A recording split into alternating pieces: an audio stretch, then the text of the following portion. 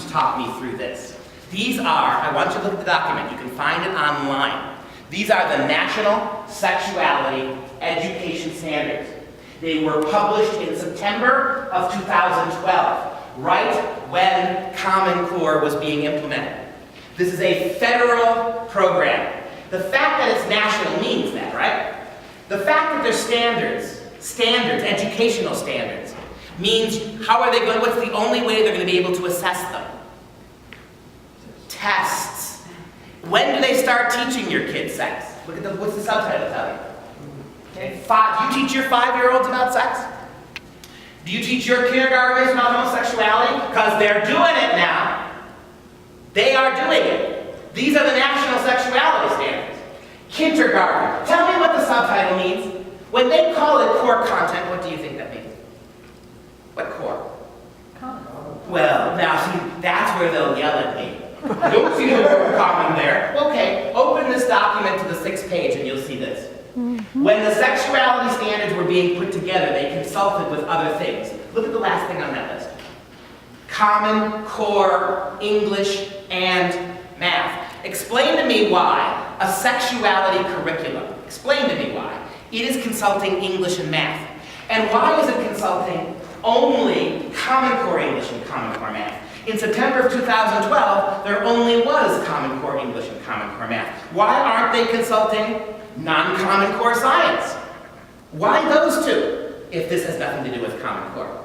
And what does sex have to do with English class? Oh wait, we answered that, didn't we? Remember the question we left hanging that Sandy asked? Why is there so much sex in your English textbooks? Why are there so many books in the English curriculum that are graphically and sexually inappropriate? Why are so many of the math assignments couched in story problems that are shockingly suggestive? Why? Well, now I think you have an answer.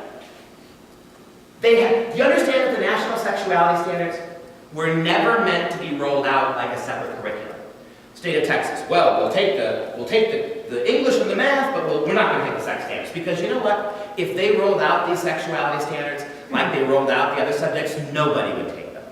These standards were constructed, and it's telling you what they did. These standards were constructed to be fed into every aspect of the Common Core curriculum.